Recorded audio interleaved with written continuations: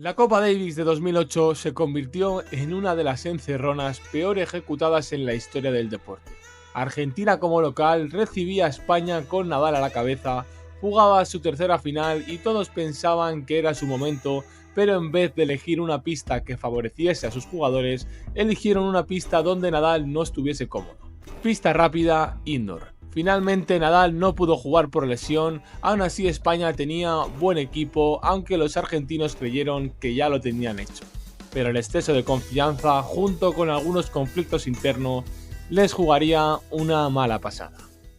¿Qué tal amigos? Hoy vamos a repasar una de las mayores gestas en una final de Copa Davis, cuando la Copa pues aún tenía ese valor, ese significado de llevar a un país volcado a tus espaldas. Recordemos que hasta el año 2019 la Copa Davis, bueno, la final, bueno, en este caso todas las eliminatorias se jugaban, se decidía quién era el anfitrión y ese tenía la potestad de decir en qué sitio se jugaba y sobre qué superficie, ¿vale? Recordemos que eran partidos a 5 sets y se jugaban a lo largo del fin de semana, un total de 5 partidos al mejor de 3.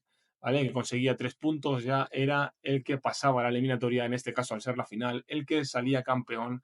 Y bueno, Argentina llegaba, era su tercera final, así que bueno, decidieron pues intentar hacerlo lo más estratégico posible para pues ya por fin poder levantar esa copa y hacer una encerrona para España. Pero bueno, como vamos a ver a continuación, pues no le salió del todo bien y vamos a conocer todos los detalles de cómo se gestó esa gesta, porque no fue solo, digamos, pues simplemente dentro de la cancha, porque ya fue todo un run run de los días previos. Así que vamos a empezar por el principio y bueno, fue un poco los argentinos ya ellos mismos se metieron en conflicto en cuanto a la decisión de la pista, porque bueno, no estaban muy de acuerdo entre ellos. El caso es que se dice que Nalbandian, que era como el jefe del equipo, pues impuso muchas decisiones como la sede y la superficie. A él le interesaba que bueno, se disputase en Mar de Plata por tema de intereses incluso económicos y bueno, y que se ahí sí que había un poco más de consenso en que fuese en pista rápida en indoor, para que Nadal no tuviese pues tanta facilidad, ya que en tierra batida por aquel entonces era prácticamente pues imbatible, ¿no? Llevaba ahí una racha casi de 40 triunfos imbatido en tierra batida. Y bueno, eso pues hubo tensiones internas contra Del Potro, ya que bueno, era más joven y estaba también en ascenso. E incluso se dice que se llegaron a pegar días antes en el vestuario, en un entrenamiento entre ellos, una discusión fuerte. Eso la verdad que nunca se ha demostrado que fuese verdad.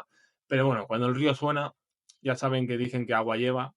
Bueno, dicho esto, se conoce la noticia de que Nadal no juega, con lo cual, de cierta manera, eso tranquiliza a los argentinos, a la prensa, a los aficionados, al equipo, ¿no? Y ya dan un poco como que, bueno, dan como que la final está más cerca, incluso como que ya cuando España llegó allí, que fue con bastante tiempo, pues ellos mismos dijeron que se encontraron un ambiente como que ya los argentinos se daban un poco como de campeones, ¿no? Y bueno, lo cual, pues eso, quieras o no, de manera inconsciente ya te motiva mucho. Y es que además, si analizas el equipo de España en ese entonces, pues si quitas a Nadal, el resto del equipo te queda un equipo bastante competitivo en indoor, ¿no? O sea, Feliciano López, la verdad que era un jugador, obviamente, de segunda línea, si les comparas con Del Potro en Albandián, pues poco tiene que hacer, pero es que justamente en pista rápida con su saque, con su juego, con su volea y con su cortado, pues justo en pista rápida se hace un jugador peligroso. Lo mismo un poco que Verdasco, que sí que es verdad que Verdasco es un jugador un poco más todoterreno, pero es un jugador que, bueno, es un jugador complicado y precisamente en pista rápida, pues tiene sus armas, ¿no? Además, bueno, pues también luego el equipo argentino, pues al tener movidas entre ellos, pues tampoco hicieron mucho caso a la prensa. En cambio, los españoles llegaron allí y dieron muchas facilidades, como que empezaron a caer bien, también a los aficionados, no tenían ningún reparo en estar ahí con ellos media hora después del entrenamiento. Y bueno, y mientras, pues el equipo argentino no se dejaba mucho ver. De hecho, incluso también hubo una media polémica porque se fueron un par de días a una boda, a la boda de Chela, si no recuerdo mal, aunque ellos mismos luego se encargaron de decir que fue algo puntual, que ni tomaron alcohol, que simplemente fueron al viaje y a los 2 días volvieron. Pero bueno, ya son cosas que quieras o no, yo creo que en un escenario tan importante como era ese, pues quieras o no te desvía un poco y se notaba ese exceso de confianza que, bueno, los españoles al estar ahí, a hacer más piña, yo creo que eso también lo tuvieron en cuenta. Y bueno, pues dicho esto, ya se acercaba el día, se acercaba el viernes, ¿no? Cuando ya se iban a jugar los 2 primeros partidos. Y bueno, pasaba lo siguiente, y es que el primer partido, bueno, pues un Del Potro, que ahí yo creo que fue también la clave. Resulta que no se encontraba del todo bien y aún así decidió jugar el partido. Le empezó ganando, pero a medida que transcurría el partido, pues Feliciano pudo ver que Del Potro no se encontraba del todo bien. Siguió el partido y al final, pues Feliciano le pudo al final acabar ganando un Del Potro que no se retiró del partido, quiso acabarlo, pero bueno, lo acabó mermadísimo y en un ambiente increíble, pues Feliciano logró ese primer punto. En el segundo partido, pues bueno, como era de esperar, Nalbandián ganó con relativa facilidad a David Ferrer y nos íbamos a el sábado, partido de dobles, donde Verdasco y Feliciano logran vencer a Nalbandián y Caleri en 4 sets. Un partido que fue muy parejo, pero que realmente, si lo piensas sobre papel, era un resultado que se podía dar. O sea, realmente donde Argentina tenía la ventaja era con Del Potro y Nalbandián, y más cuando ya no estaba Nadal. Pero ¿qué pasa? Que si Del Potro te falla, pues ahí ya estamos hablando de que es casi un 50%.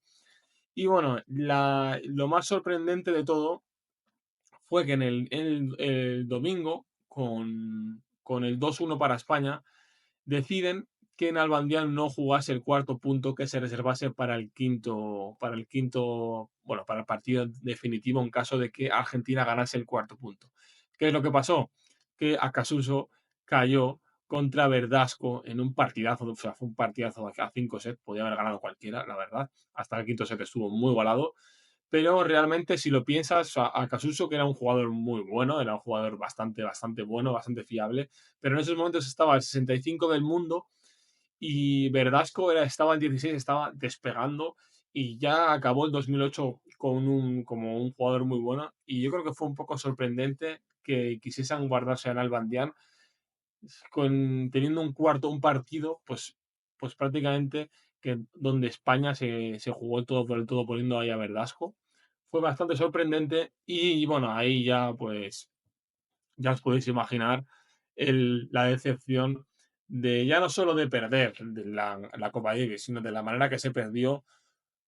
Realmente fueron muchas decisiones, muchas las decisiones que si hubieses cambiado la decisión, pues seguramente el resultado hubiese sido otro. Al final España acabó ganando 3-1 en una pista, primero, que no se adaptó del todo tampoco a los intereses de los argentinos. Segundo, poniendo a un Del Potro, que si realmente no estaba 100% para jugar, a lo mejor si hubiese salido otro, pues las cosas hubiesen sido diferentes. Y tercero, bueno, pues ya con la sede elegida, pues a lo mejor si se hubiese elegido otra sede, si hubiese habido más consenso, más hermandad entre los propios argentinos, también seguramente pues el resultado podía haber sido otro, ¿no? Al final, la elección de haber sido esa sede, esa superficie, si hubieses puesto tierra batida, pues obviamente si te van a dar, lo más seguro es que tuvieses un 2-0 en contra, pero en los otros tres partidos hubiese sido favorito seguramente. Luego también hubiesen quedado, yo creo que todos más contentos. Y bueno, el equipo de España se demostró que no era tan malo en indoor como para sacrificarte a ti mismo, ¿no? Los intereses tuyos en beneficio de los otros. O sea, al final fue pues una encerrona que salió mal por todos los lados, como se suele decir. Fue el cazador que acabó siendo cazado. Y bueno, también nos dejó varias anécdotas como Nadal siguiendo la final por televisión desde casa, muy emocionado, además se le cortaba cada 2 por 3 y estaba mandando mensajes todo el rato al banquillo. Bueno, luego Feliciano López, que fue el MVP inesperado, ya que ganó su individual y el dobles. Bueno, Nalbandian, que fue el principal señalado, se dice que también que rompió muchas cosas en el vestuario después de perder. Y bueno, como un público argentino muy decepcionado, muy enfadado, al final logró pues bueno, terminó aplaudiendo a España de forma muy deportiva y bueno, al final es que esto, al final somos humanos y esto al final también es de aplaudir y pese a que Argentina cometió muchos errores, la machada, la gesta de España hay que aplaudirla porque fue muy profesional desde el minuto uno, llegando con mucho tiempo, preparándose los partidos a conciencia, aún sabiendo que iba a ser un ambiente muy hostil, Argentina tenía todo de cara, ellos creyeron mucho en sus posibilidades y así luego lo demostraron. Y bueno, también un Albert Costa que debutaba como capitán de España y ganó su primera Davis. Y bueno, y es que al final fue algo épico que España fuera de casa en un ambiente muy hostil y sin Nadal lograse pues conseguir esa Copa Davis. Y yo creo que fueron muchas, ¿no?, las lecciones que aprendimos todos en esa Copa Davis del 2008. Como ya sabéis, el destino le volvió a dar otra oportunidad a Argentina y encabezados por Del Potro lograron su objetivo mucho después de ganar la Copa Davis, pero seguro que aprendieron muchísimo de la lección de este hecho que fue la Copa Davis 2008. Espero que os haya gustado este vídeo. Si tenéis algún recuerdo más que compartir, algo que me haya dejado en el tintero, lo podéis poner en comentarios. Muchas gracias por estar ahí, ¿vale? Nos vemos en la próxima. Si os gusta este tipo de contenido, dejármelo saber y también podemos traer más cositas de, bueno, pues, hechos como este, ¿no? Hechos históricos que al final han marcado la historia de nuestro deporte. Gracias por estar ahí. Nos vemos en la próxima.